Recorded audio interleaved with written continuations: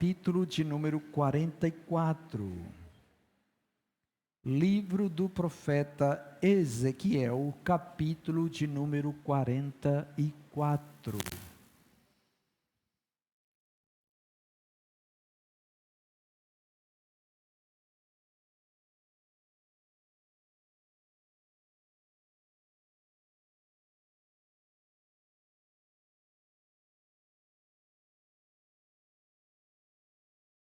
Nós vamos ler um verso deste capítulo 44, que é o verso de número 23. Ezequiel, capítulo de número 44, verso de número 23. Todos acharam, amém? Que diz assim a palavra do Senhor: a meu povo ensinarão a distinguir entre o santo e o profano, e o farão discernir entre o imundo e o limpo. Amém. Vamos orar?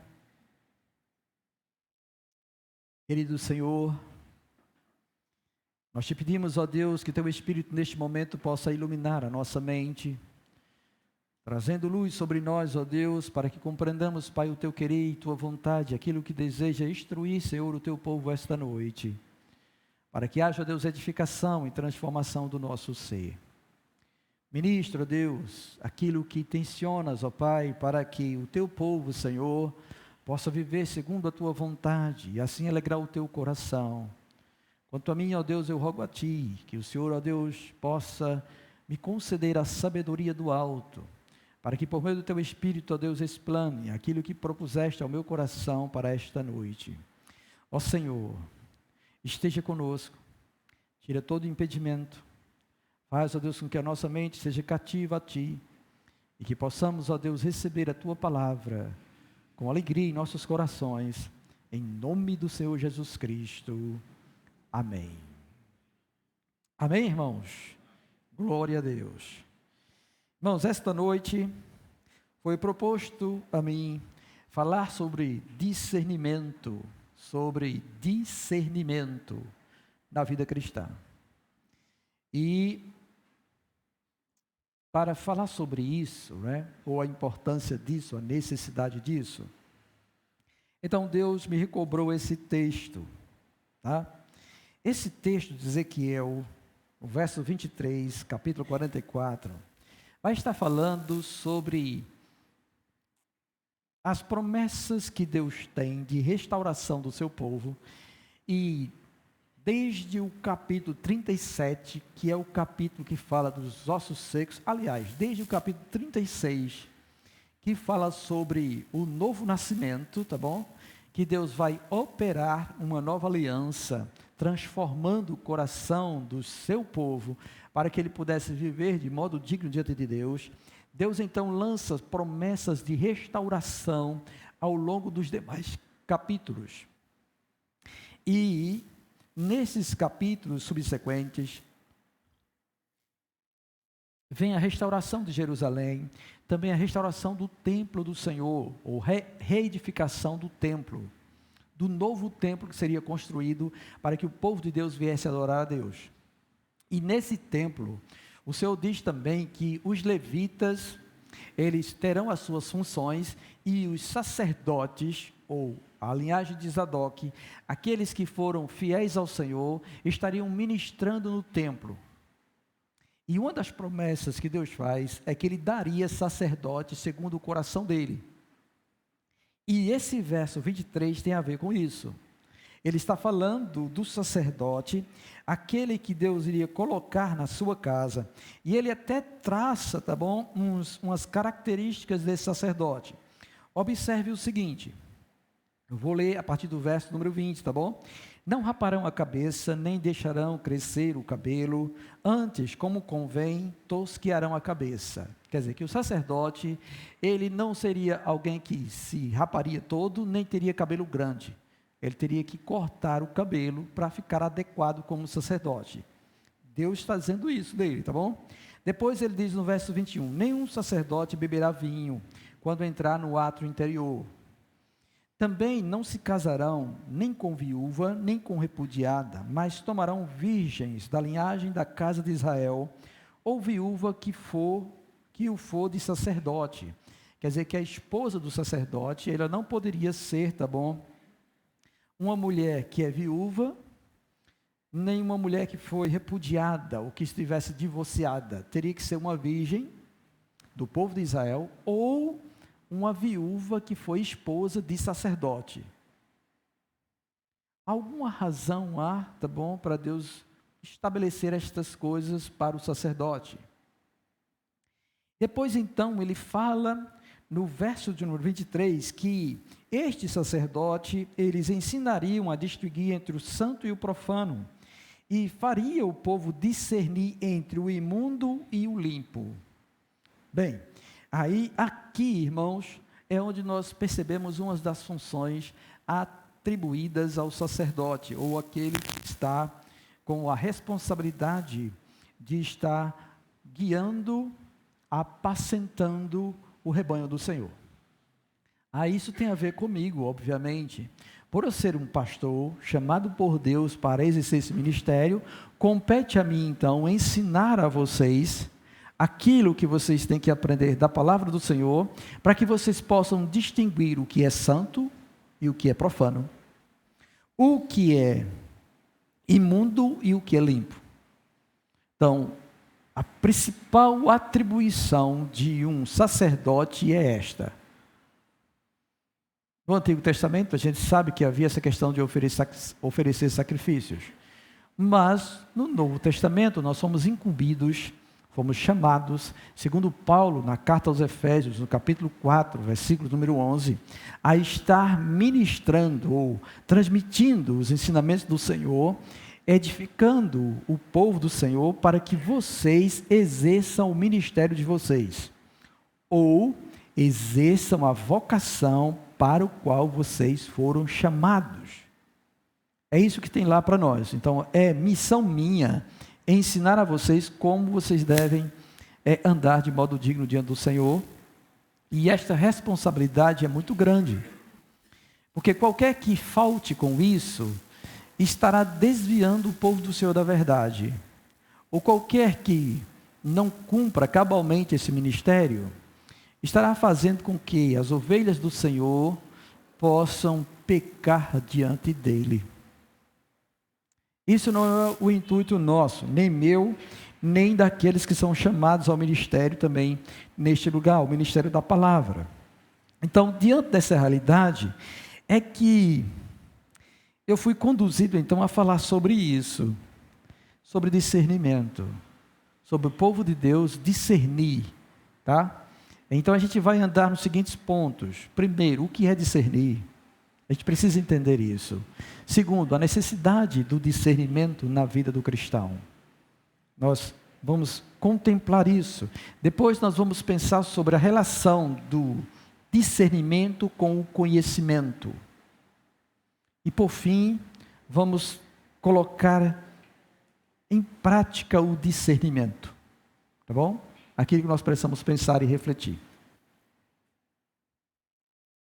Bem, primeiro de tudo, o que é discernimento? O dicionário bíblico Almeida, ele vai dar a seguinte definição de discernimento. Discernimento, ele tem um sentido de você saber a diferença entre algo, entre uma coisa e outra, perceber com clareza, ter o perfeito conhecimento do que se está falando, para que você possa julgar ou explicar algo e tomar uma decisão. Então, discernir tem a ver com pensar. E é por isso que alguns pastores já até escreveram um livro dizendo: crer também é pensar. Tá bom? Tem a ver com pensar. E o próprio Cristo também, ele ensinou aos seus discípulos a usarem a faculdade da mente para poder saber como conduzir-se diante dele ou diante de Deus. Aí houve uma passagem em que Cristo estava discutindo com os fariseus e ele disse assim para eles: é interessante, vocês sabem discernir o tempo, porque quando vocês olham para a banda do Oriente, vocês veem que vem certas nuvens, vocês já sabem que vai chover. E vocês não sabem discernir os aspectos do reino de Deus, ou aquilo que Deus fala em sua palavra. Ele exortou também a Nicodemos, quando estava discutindo sobre o novo nascimento, em que Jesus fala para ele que ninguém pode entrar no reino dos céus se não nascer de novo. Nicodemos não entendeu. Jesus então repete a sentença, colocando agora a expressão: aquele que não nascer da água e do Espírito, não pode entrar no reino de Deus. Não pode entrar no reino de Deus. E aí, com isso, Jesus tensionava que Nicodemos entendesse, ou tivesse o discernimento do que ele estava falando. E aí Nicodemos ainda não percebeu, e aí Jesus fala: como é que vocês não entendem? Se das coisas naturais você não entende, quanto mais eu vos falar das coisas espirituais. Aí a gente vai perceber também que Paulo atesta que somente os que são espirituais entenderão as coisas do Espírito. Só aqueles que nasceram de novo e receberam o Espírito Santo entendem as coisas do Espírito. Tá bom? Somente estes. Os que não nasceram de novo não compreendem. Eles podem ter conhecimento da verdade, mas não podem experimentar a verdade, nem ter a exata compreensão da verdade, porque eles não nasceram de novo. Essa é a realidade que nós temos. E aí nós vamos perceber ao longo trajeto do povo de Deus, que eles precisavam discernir qual era a vontade do Senhor. E para fazer isso, eles precisavam conhecer a lei do Senhor. No Salmo de número 119, no verso de número 99, o salmista diz que ele é mais sábio do que os mestres, porque ele discerne os mandamentos do Senhor. Ele consegue compreender os mandamentos de Deus, então ele é mais sábio do que os mestres da época dele. E nós também precisamos saber disto. Aí, diante dessa realidade, vem a necessidade do discernimento. A necessidade, ela repousa, porque a falta desse discernimento vai levar a gente a cometer erros graves diante de Deus, ou pecado. No livro do profeta Oséias, no capítulo 4, ou capítulo 6, vai dizer que o meu povo perece por falta de conhecimento. Porque eles não têm entendimento para discernir qual é a vontade do Senhor. Então eles praticam as obras que vão em desagrado, em desarmonia com os mandamentos de Deus, e por isso mesmo Deus envia sobre eles o seu juízo, fazendo com que eles pereçam. Então, irmãos, a necessidade do discernimento reside no fato de nós procurarmos agradar a Deus. E se nós não tivermos a faculdade de discernir qual é a vontade de Deus, nós vamos errar. E se nós erramos, nós atraímos sobre nós o juízo de Deus. Aí vem a fraqueza espiritual, vem o desânimo, aí vem a questão de Deus lançar enfermidade sobre nós, e vem a questão de Deus até nos matar, porque nós pecamos contra Ele. É tão sério essa questão, que Deus diz que Ele envia os seus 4 juízos sobre o seu povo, porque eles não conseguem discernir qual é a vontade do Senhor. E a gente precisa pensar sobre isso. Você já se perguntou se você está vivendo a vontade de Deus? Já fez esse exame em si mesmo? Isso também é uma questão de discernimento. O apóstolo Paulo, na segunda carta aos Coríntios, no capítulo 13, no verso 5, ele exorta: examinai a vós mesmos e verificais se vocês estão na fé. Se é que vocês já não foram reprovados. Até isso, tá bom? Envolve discernimento. Examinar a si próprio para ver se você está caminhando realmente na fé, de acordo com os preceitos da palavra do Senhor, para que você não seja iludido ou seja traído por sua própria consciência e acabe sendo reprovado por Deus. Necessitamos urgentemente, irmãos, de discernimento. Carecemos disso todos os dias.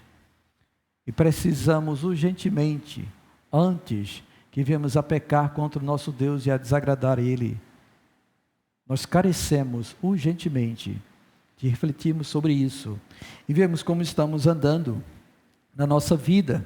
Então, o discernimento é necessário realmente para ver se estamos caminhando de acordo com a vontade do Senhor, com a fé que nós professamos, com aquilo que declaramos ser cristãos, tá? E a Escritura nos exorta então a pensar sobre isso. E agora eu quero ir para a questão da relação entre discernimento e o conhecimento.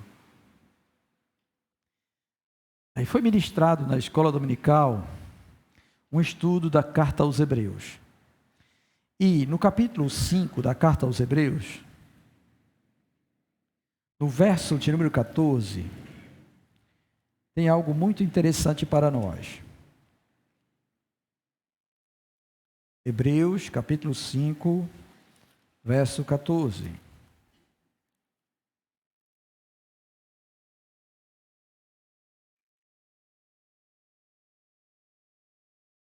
Eu vou ler a partir do 11, tá bom? Mas vou me ater depois do 14. Hebreus capítulo 5, a partir do verso 11, vai dizer assim: a esse respeito temos muitas coisas que dizer e difíceis de explicar. Porquanto vós tendes tornado tardios em ouvir, pois com efeito, quando devias ser mestres, atendendo ao tempo decorrido, tendes novamente necessidade de que alguém vos ensine de novo quais são os princípios elementares dos oráculos de Deus. Assim vos tornaste como necessitados de leite e não de alimento sólido. Ora, todo aquele que se alimenta de leite é inexperiente na palavra da justiça, porque é criança. Mas o alimento sólido é para os adultos, para aqueles que pela prática têm as suas faculdades exercitadas para discernir não somente o bem, mas também o mal. O que o autor está falando, ou exortando aos hebreus, é que devido ao tempo decorrido que eles estão na fé, um bom tempo de crente, eles já deviam ser mestres na doutrina cristã, eles deveriam estar se alimentando de um alimento mais sólido, de algo que é inerente a crente amadurecido ou desenvolvido, aquele que cresceu espiritualmente no Senhor. No entanto, o texto diz que este povo não progrediu, não avançou, e por não ter avançado, eles ainda estavam com necessidade de ouvir os princípios elementares da doutrina cristã. Não é?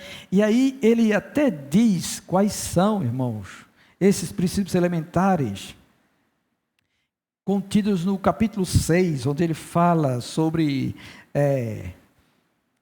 arrependimento, obras mortas, fé em Deus, ensino de batismo, imposição de mãos, ressurreição dos mortos e do juízo eterno.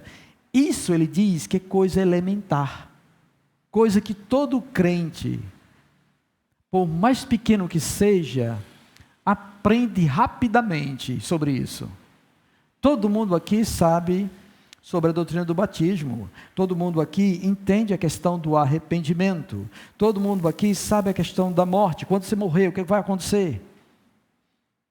Todos nós sabemos o que vai acontecer. Mas o interessante é que às vezes ainda encontramos pessoas perguntando: quando eu morrer, eu vou para onde? Coisas básicas da fé cristã. E sobre o juízo eterno, quando Jesus volta e aniquila tudo, como é que vai acontecer? Sobre o arrebatamento da igreja, sobre o ressoar da última trombeta, sobre a grande tribulação. Esses são princípios elementares da fé cristã. Só que nem todos conhecem isso ainda. Imagine as demais coisas mais profundas que Deus tem para revelar a nós sobre sua soberania, sobre os seus atributos grandiosos, sobre a coroa da justiça, e outras coisas mais que Deus tem para nós, né? Como santos do Senhor. Então ele fala sobre isso. Aí no verso 14 ele diz que este alimento sólido é para os adultos, e estes adultos que exercitam isso que eles aprendem, ou que põem em prática essa doutrina que eles estão recebendo, eles então têm suas faculdades bem exercitadas para discernir tanto o bem quanto o mal. E que é isso que nós precisamos ter nos dias de hoje. A capacidade de discernir, tá bom? Tanto o discernimento do espírito ou de espíritos, aquilo que é de Deus e aquilo que não é de Deus. Porque hoje, irmãos, no mundo existem muitas falsas doutrinas. A cada dia surge mais uma. Tá bom? E nós estamos sendo, no Brasil, assim, assolados por essas doutrinas. Nós temos confissão positivas, temos transferência de unção, temos a questão da unção do riso, e unção dos órgãos. Vocês já sabem, tem também. Tem a cusparada, tem o cai-cai, não é? Tem essas coisas todas aí. Olha, tem tanta unção, que eu não sei como é que eles têm tanta imaginação para criar todas estas coisas. E tem gente que crê e acredita. Tem até pastores aí propondo, tá bom? É você fazer uma determinada simpatia para você casar. Aí já imaginou se isso chega na mente de uma jovem que está meio desesperada, passando um pouco da idade, já querendo de todo jeito arrumar um marido, ela vai fazer esse negócio aí, para tentar casar, arrumar alguém, e etc e tal. Então, existe um monte de coisas aí no mercado gospel, tá bom? Que estão sendo oferecidos. Tem até irmãos e irmãs que no Instagram oferecem desconto para orar em prol de sua vida. E tem também aquelas que têm um tempo. Se você quer uma oração de 5 minutos, o valor é X. Se você quer meia hora de oração por sua vida, triplica o valor. Se você quer 1 hora de oração por sua vida, você tem que pagar R$1.000. O interessante, irmãos, é o número absurdo de seguidores que tem dessas pessoas. Não é? Na área sexual, apareceu agora um monte de sexólogos cristãos, querendo ensinar o que pode e o que não pode, usando de artimanhas, pegando a palavra do Senhor, dizendo que não pode isso, mas isso aqui pode. Se você não tem sua consciência pesada, pode. Se você estiver em paz, pode. Se for bom para os dois, pode. Tá bom? Aí no final ainda tem os produtos que ela oferece, para tirar o cheiro, para deixar mais... Fica até difícil de falar, irmãos. Mas vocês compreendem estas coisas. No seminário de casais, tá bom? Que vai ter aqui na igreja, nós vamos estar falando destas coisas para os casais. Tá bom? Nós vamos estar falando sobre estas coisas para que nós possamos ter discernimento. Em virtude de todas estas coisas que estão surgindo em nosso meio também. Mas não é somente nessa área que nós precisamos ter discernimento. Nós precisamos também ter discernimento no padrão que nós devemos nos apresentar diante de Deus, como homens e mulheres do Senhor.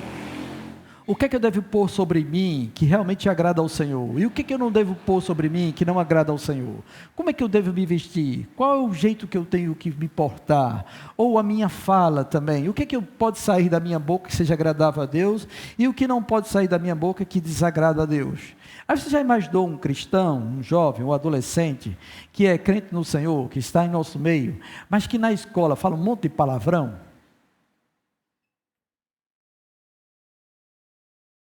Precisamos de discernimento para com isso também. Nós precisamos e necessitamos disto, e o discernimento está relacionado com o conhecimento da palavra do Senhor, da Escritura do Senhor. Então, se nós estudarmos, nós vamos ter maior capacidade de discernir como nós devemos viver e como nós devemos tomar as nossas decisões em relação a todas as áreas e todos os aspectos da nossa vida. Nós precisamos estudar, irmãos. Nós precisamos buscar o conhecimento da verdade do Senhor.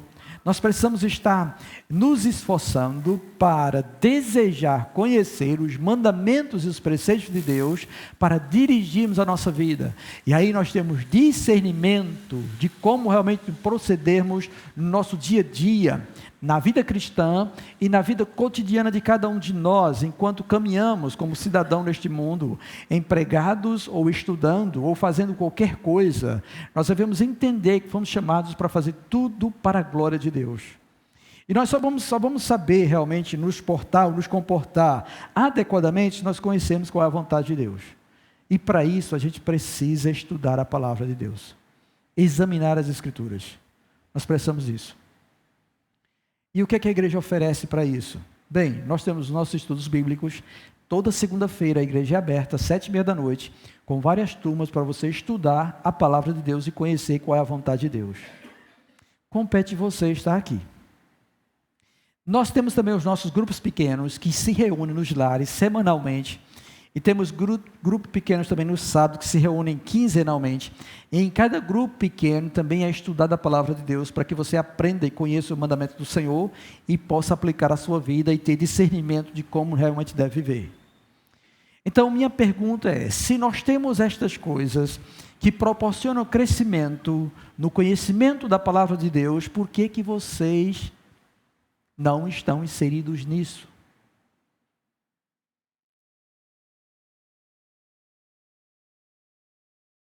Porque vocês não querem participar disso.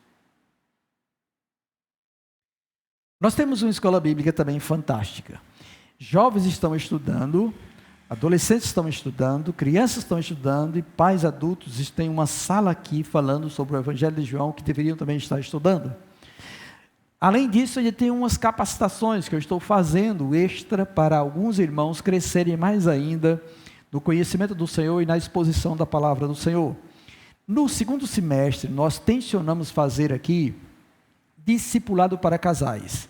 Eu só vou aceitar casais, tá bom? Nesse discipulado, porque eu quero falar coisas acerca de casamento, da aliança do casamento, do pacto do casamento, do papel do homem, do papel da mulher, da sexualidade entre o casal, da criação de filhos, das finanças no casamento. Eu quero falar sobre todas essas coisas. Eu quero transmitir todo o desígnio da palavra de Deus para nós, para casais. Eu tenciono fazer isso a partir do segundo semestre. E obviamente não vai dar para todo mundo fazer de uma vez. Então vai ter um número X, porque a sala é pequena, não vai caber todo mundo. Mas quem se inscrever vai estar lá para aprender sobre isso também. Isto, irmãos, é para que nós venhamos a ter discernimento e sabermos como viver para a glória de Deus. É importante demais isso, tá bom? É necessário demais isso. Eu acabei esquecendo que eu ia pensar com vocês agora sobre exercer esse discernimento, e eu ia colocar uma imagem para a gente olhar para ela e a gente começar a pensar sobre ela. Exercer a faculdade da mente, saber aquilo que Deus realmente tem ou tenciona para conosco. Infelizmente eu esqueci o pendrive. Quando eu pus a mão no bolso, vi que não trouxe. Mas tudo bem, vamos pensar, tá bom? E colocarmos uma situação, vamos criar algo para que a gente possa pensar sobre isso, tá? Então, vamos exercer o discernimento na seguinte situação. Você, pai e mãe de família, tem seus filhos. Tem os seus filhos. Aí você pode ter filho adolescente, pode ter filho já na juventude.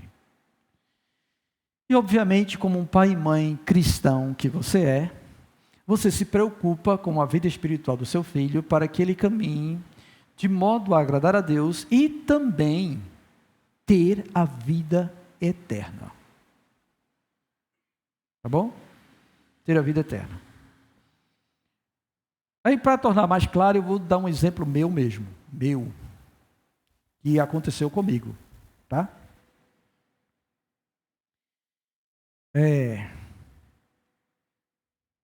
À medida que a gente vai estudando a doutrina cristã, nós vamos sendo enriquecidos com a revelação da verdade do Senhor ao nosso coração. E eu me lembro que eu estava ensinando no seminário e também aqui na igreja, e nós estávamos falando sobre a doutrina da salvação.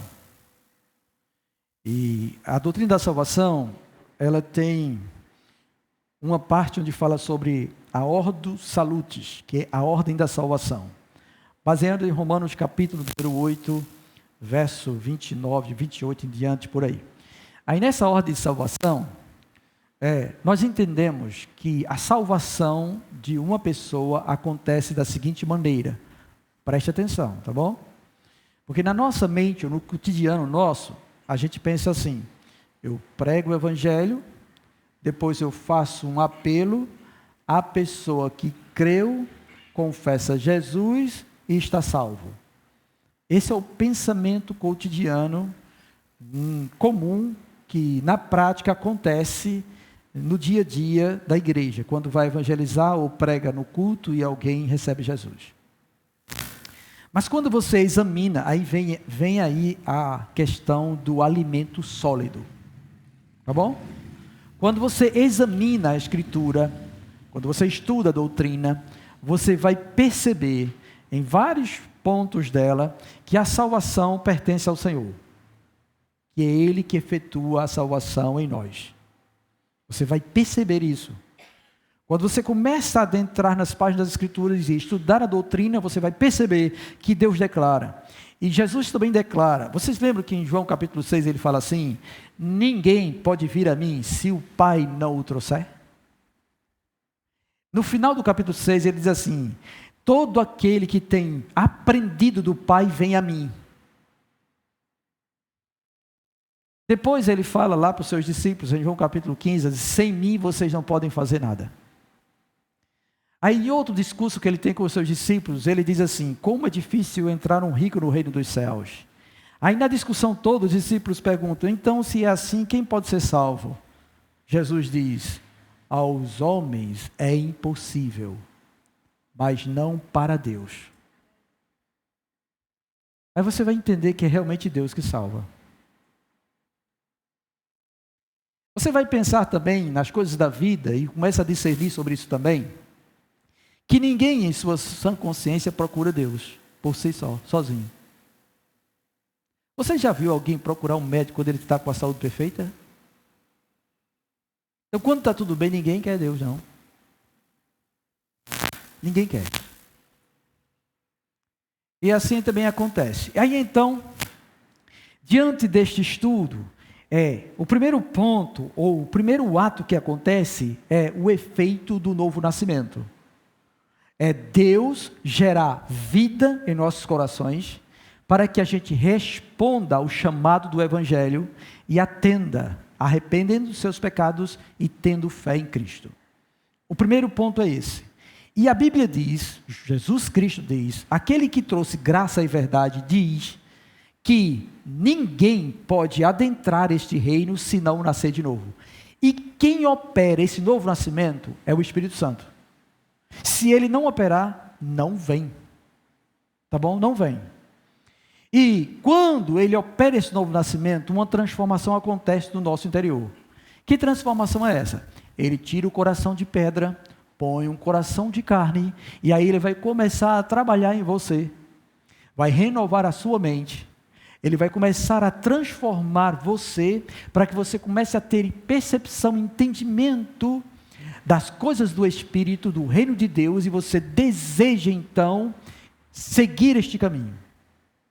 E à medida que você vai vindo, você vai sendo enriquecido por ele de mais conhecimento e de mais revelação, e você vai provando a bondade de Deus, e Deus vai se relacionando com você, e você vai percebendo a realidade de Deus, e você vai desejando Deus, e você vai começando a orar, crendo, e Deus vai operando em minhas orações, e esse relacionamento vai crescendo, ele vai trazendo mais e mais doutrinas para que você realmente esteja firme e seja conformado à imagem de Cristo.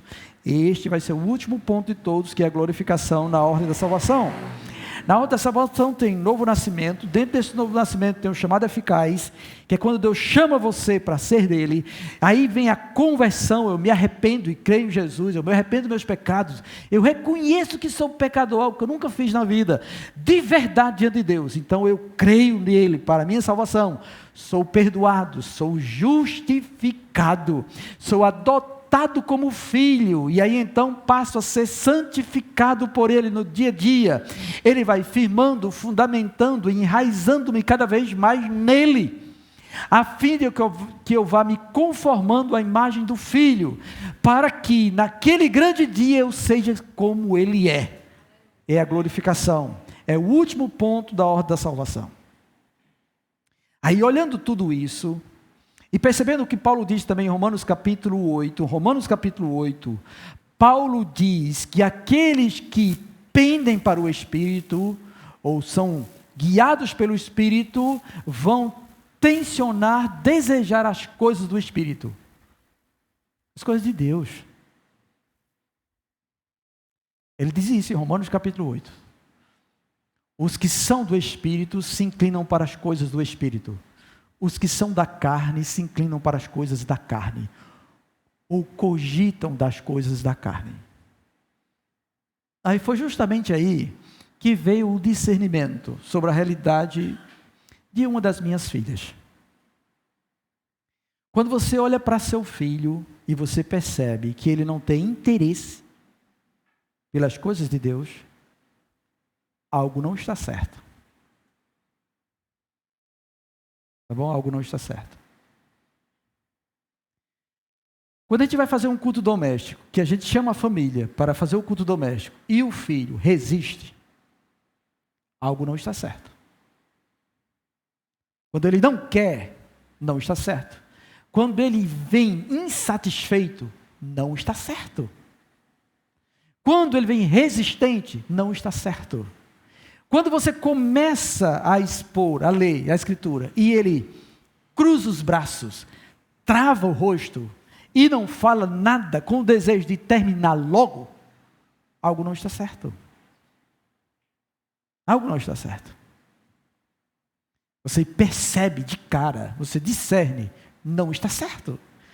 Aí você pode até dizer, isso é um diabo no couro dele. Não. É porque ele não nasceu de novo. Ele não nasceu de novo. E eu percebi isso. Comentei com minha esposa, a gente precisa orar. Nós precisamos urgentemente orar e pedir a Deus que efetue esse novo nascimento logo. Senão a gente vai sofrer. A gente vai chorar. A gente vai se entristecer. Porque luz e trevas não comungam, não andam juntos. É difícil, a batalha é enorme. Sabe você querer dar um bom alimento e a pessoa rejeitar? É isso que acontece quando não se nasce de novo. Não quer. É como certa vez um pregador contou o fato de ele conduzir um cavalo até o riacho. E dizer, eis aqui água, beba, você tem que beber essa água aqui para saciar a sua sede. E ele trava e não toma água. E por mais que você tente empurrar a água dentro dele, ele não quer. Ele não aceita. Não aceita isso. Então, diante dessa realidade, eu comecei a me entristecer e a orar, a pedir a Deus, meu Deus, minha filha não nasceu de novo. Isso me consumia, me aperreava, me deixava aflito. Porque se você sabe a implicação disso, a implicação disso é que ela não é filha de Deus. A implicação disso é que as bênçãos de Deus não serão sobre a vida dela. A implicação disso é que se ela morrer naquele exato momento, ela vai para o inferno. Isso é a implicação. De que o diabo tem domínio sobre a mente dela. De que o diabo influencia ela para o mal. Para mentir a nosso respeito, para nos enganar, para ela se encontrar, para ela tramar qualquer outra coisa, para ela ser conduzida pelo maligno a fazer todo tipo de pecado que ela bem entender e não se constranger diante de Deus, nem diante de nós que somos cristãos, e mais ainda diante de mim que sou pastor, irmãos. Então isso pode acontecer, está entendendo? Isso pode acontecer. E não foi diferente quando Deus trouxe a revelação de uma serpente enrolando ela todinha, preparada para tragar ela por inteiro. Por quê? Porque ela não havia nascido de novo. E é isso que todo pai e mãe deve ter em seu lar. A faculdade de exercer discernimento para saber como andam seus filhos. E aí você começa a olhar para ele e perceber, se ele não tem desejo pelas coisas de Deus, é dia de estudo bíblico, incentive ele a vir, ele não quer vir. Não quero não gosto não. Não gosta. Não nasceu de novo. Precisa nascer de novo. Você precisa ir buscar a Deus para Deus efetuar o novo nascimento no coração do seu filho, senão ele está perdido. E no fim, quando ele ficar maior, ele vai embora. E ele não vai querer realmente relacionamento com o Senhor, nem com a igreja do Senhor. E isso tem acontecido com muitos lares e muitas famílias.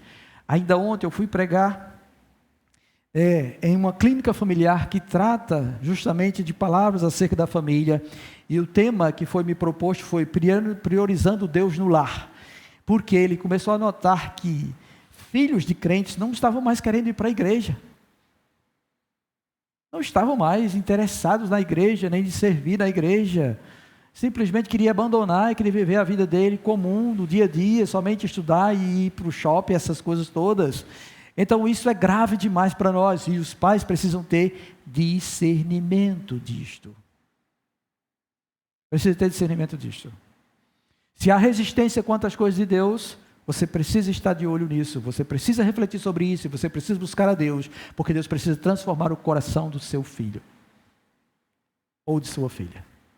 Outras coisas que a gente precisa ter discernimento também, é o modo de ser deles. Digamos que nós tenhamos uma moça, como no nosso caso nós temos 2 filhas, né? Então qual é o padrão bíblico de uma moça? É vestir-se com modéstia, como uma menina. Simples assim. Como uma menina. Aí se de repente você começa a ver sua filha mudando os trajes. Só quer usar preto. Está começando a se vestir como se fosse um menino. Não, é porque a moda é assim. Não. Tem coisa aí por trás. Vigie. Tenha discernimento. Comece a perceber mudanças de pensamentos e de atitudes e de comportamento. E você vai começar a entender que tem alguma coisa por trás, movendo a mente à vontade deles, porque eles são novos demais para compreender estas coisas, e eles são seduzidos pelo maligno.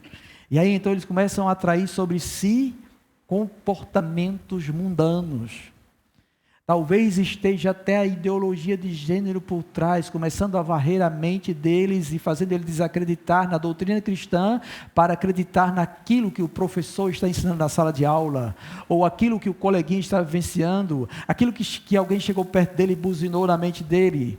Deixa de ser quadrado, isso é bom demais. E aí então eles começam a incorporar estas coisas. Não é estranho isso? Aí você imagina, irmãos, a gente tem uma filha bem bonita dela, que nossos filhos, os filhos de crentes são filhos bonitos. Eles arrasam. Realmente, irmãos, estou falando sério, filho de crente é gente bonita mesmo, entendeu?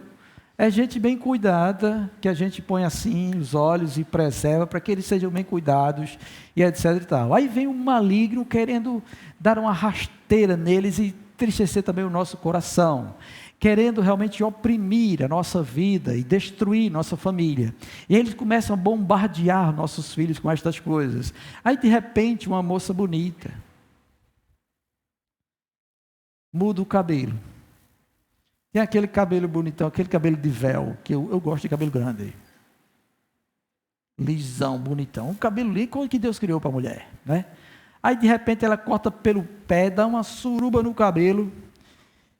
Quando a gente olha assim, diz: o que foi isso, pelo amor de Deus? Ele disse: não, que mudar o visual. Não, foi não, tem algo por trás. E você precisa estar atento a estas coisas, tá bom? Do mesmo jeito é botar uma roupa sobre si. Ela vestia bem direitinho, aí de repente vai para uma universidade, na área de humanas, misericórdia. Quando chega na área de humanas lá, aí vê o ribuliço todo, aí o inimigo quer lançar isso na mente dele também, aí lá vem. Aí quer andar todo duro, sabe, umas camisas afogadas que parece não sei o quê, umas calças de homem também, toda, eu vou dizer o nome, malamanhado, que vocês conhecem, tá bom?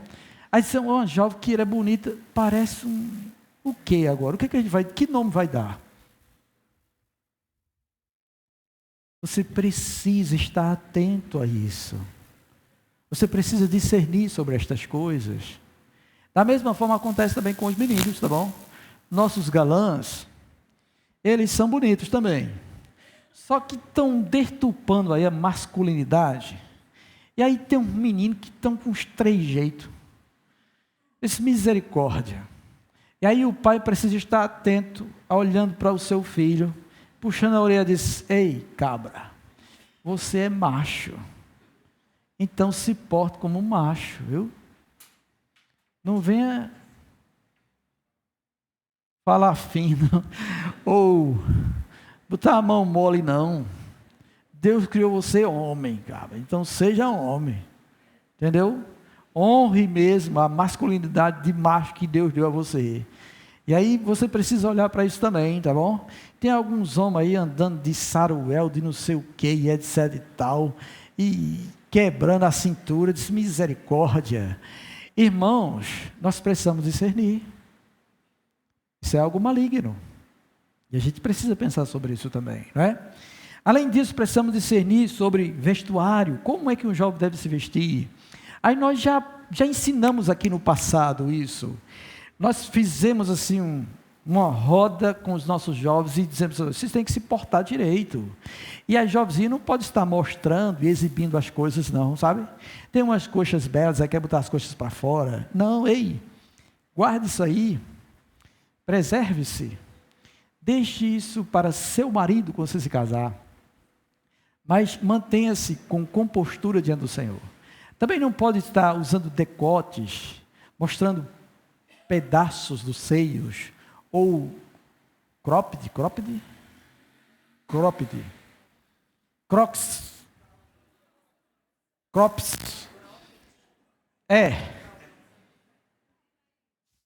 cropped, é uma blusa que parece mais um sutiã mais vestido. Mas é isso, não é? E por que não deve ser assim? Porque isso vai disseminar, tá bom, sensualidade e pensamentos lascivos. Imaginações que não deveriam percorrer na mente de jovens e também de homens adultos. E a gente precisa estar atento a estas coisas quanto cristão. A gente precisa discernir isso aí. Nós precisamos estar levando a sério esta realidade, tá bom? Nós precisamos andar de modo digno dos verdadeiros filhos de Deus. Então a gente precisa discernir estes comportamentos. Então veja, irmãos, como é importante isso para nós. E quando se faz necessário, nós temos o discernimento disto. E examinarmos também os celulares dos nossos filhos, os escritos dos nossos filhos. Porque eles podem estar sendo enredados por coisas que não convêm. E a gente precisa estar perceptivo a estas coisas antes que seja tarde. Olhe, não brinque com isso. Porque depois que o coração do seu filho estiver totalmente envolto em trevas, você não vai poder fazer mais nada. Ele vai dominar sobre você e ele vai dizer que vai fugir de casa e que vai fazer não sei o que e etc e tal, para você ceder e ele viver do modo digno que ele quer. Então seja vigilante nisso. Tente discernir as coisas. Pede a Deus que abra os seus olhos para enxergar coisas que você não está vendo. Ou pare de se preocupar com sua vida, somente com sua vida e com sua necessidade. Vai buscar a Deus em prol do bem-estar de toda a sua casa, porque as outras coisas Deus vai suprir, Deus vai trazer, desde que você cumpra o seu papel. E falando sobre isso, eu sei que hoje em dia há uma grande necessidade das mães trabalharem, para poderem se sustentar em sua casa. Isso tem, de certa forma, prejudicado a educação dos nossos filhos. Eu me lembro que a palavra do Senhor diz, lá em Provérbios, no capítulo 4, que o pai ensina o filho, e que o filho deve aprender conhecimento e sabedoria, para que isso venha a ser como diadema sobre sua cabeça, colar sobre o seu pescoço, e ter uma vida abençoada. Fala sobre isso. Mas se nós não tivermos em casa para acompanhar o crescimento dos nossos filhos e ensiná-los na verdadeira doutrina, eles não vão por si só procurar isso. E aí eles vão se meter em todo tipo de coisa que aparece diante deles e no que está sendo oferecido diante das telas dos celulares e dos computadores. E a gente precisa ser vigilante quanto a isso. Então, irmãos, nós precisamos ser vigilantes a ponto disso. Mas o que eu tenciono falar acerca das mães é que na carta de Paulo a Timóteo, o Senhor fala que a mulher, a mãe, tem a missão de ser mãe. O principal motivo, vou dizer assim, finalidade sua é ser mãe, não outra coisa. Você pode ser outra coisa, mas a principal é: seja mãe, eduque e ensine seus filhos. Essa foi a missão que Deus deixou. Tá? E a gente precisa então olhar para estas coisas e procurar vivenciar e experimentar esta obra que Deus deu, a fim de que nós venhamos a salvar os nossos filhos, a guiar eles no caminho certo, em nome do Senhor Jesus. Mas isso não é somente para a mãe não, também é para o pai também. O pai precisa estar apercebido dos seus filhos também. Precisa olhar para o seu filho macho e conversar com ele, dialogar com ele, ensinar certas coisas a ele, esclarecer a mente dele em muitos aspectos que estão aí espalhados pela vida. Sobre como ser homem, sobre sexualidade masculina, sabe, sobre caráter, integridade, sobre palavreado. Tudo isso precisa ser ensinado pelos homens aos filhos homens, tá bom? E o homem pai, ele recebeu a autoridade de Deus para ser cabeça do seu lar, para botar ordem na casa. Então assim, depende de vocês, isso. Vocês têm que conversar com seus filhos, e têm que dizer a eles: olha, presta atenção, você é meu filho, você é minha filha, foram dados por Deus a nós, mas pertencem ao Senhor. E compete a mim, como cabeça do lar, guiar vocês no caminho do Senhor. Então vocês têm que me obedecer. E não tem isso de ficar protelando, não. Vocês têm que me obedecer. Agora, não precisa ser bruto, não. Precisa ser sério. Precisa orar e olhar olho no olho. E exigir obediência dos seus filhos. E eles têm que obedecer. E quando vocês fizerem isso de modo certo, Deus mesmo fará com que isso aconteça. Conduza a sua família no caminho do Senhor. Vamos para a igreja todo mundo. Não quero ir hoje não, não tem isso de não querer não. Vamos para a igreja todo mundo. Vocês vão aprender e ouvir a palavra do Senhor. Mas não entendo nada, você vai entender. Eu vou orar para Deus iluminar a sua mente sem entender, mas você vai. Você precisa estar lá. Você necessita estar lá, porque eu quero que Deus salve a sua vida e a sua alma. Para o seu próprio bem, é para o seu bem. E a gente precisa levar isso a sério. Tá bom? Nós necessitamos disso aí. Então procure ver isso. E se você percebeu também que seu filho não é inclinado às coisas do Senhor, você precisa orar. Buscar a Deus, para Deus transformar o coração do seu filho. Tá bom? Você precisa orar urgentemente em sua casa, para que seu filho seja alcançado por Deus e ele deseje as coisas do Senhor. Não brinque não, que o caso é sério, tá bom? Aí nisso então é que nós exercemos o nosso discernimento. E aí vamos aconselhar como é que ele deve fazer. Um conselho que eu dou: leia os capítulos iniciais do livro de Provérbios, que vai falar da relação do pai com os filhos. E lá você vai perceber o pai ensinando ao filho o que ele deve seguir e o que ele não deve seguir. Tá bom? Do capítulo 1 até o capítulo 8 ele vai ensinar isso. O que tem que seguir e o que não tem que seguir. Tenha cuidado com isso, tenha cuidado com isso, tenha cuidado com isso. Não faça isso, mas adquira isso, deseje isso, cresça nisso e você vai ser abençoado. E é isso que a gente precisa, tá, irmãos? Nós carecemos disso aí. Então eu gostaria agora de orar por nós. Quero orar por nós.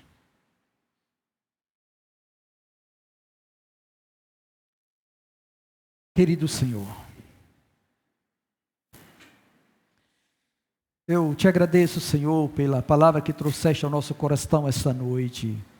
Eu quero pedir a Ti, ó Deus, que em nome do Teu Santo Filho Jesus Cristo, Teu Espírito opere neste momento, no coração de cada cristão que está, ó Deus, contemplando esta mensagem. E que o Senhor, ó Deus, possa conceder-lhes, ó Deus, discernimento. O abrir dos olhos do entendimento, a fim de que eles possam compreender todas as coisas à sua volta, acerca de sua própria vida diante de Ti, e possam eles, ó Deus, tomar a decisão correta diante do Senhor. Pai, ajuda os Teus filhos, visita eles, visita o seu lar, Senhor, visita os seus corações, e opere, Deus, com Tua luz graciosa, trazendo entendimento a todos e enchendo eles do conhecimento da Tua palavra. Que eles possam desejar ardentemente, Senhor, o alimento sólido. Para que tenham, ó Deus, suas faculdades exercitadas, a fim de discernirem tanto o bem quanto o mal. Assim, ó Deus, de fazerem distinção do que é santo, do que é profano, daquilo que é puro e daquilo que é impuro, daquilo, ó Deus, que é imundo e daquilo que é limpo. Senhor, em nome de Cristo, eu te peço, eu rogo a Ti, que o Senhor, ó Deus, possa despertar, Deus, os pais desta igreja, os homens e as mulheres desta casa, também os jovens e adolescentes, meu Senhor, a examinarem a si mesmo e verificarem, ó Deus, se estão na fé. Se é que já não estão reprovados, meu Senhor. Tenha misericórdia de nós. Nos ajude, ó Pai. E guia os nossos passos diante de Ti. Opera, Deus, sobre o nosso coração e nos inclina, Deus, a ouvir a Tua voz e obedecer. Pai, faz o Teu querer, Senhor. E toma, Deus, cada um que aqui está em Tuas mãos, para que ele glorifique a Ti no seu dia a dia e em sua vida. Assim eu oro, Deus, e te peço, em nome do Senhor Jesus Cristo. Amém.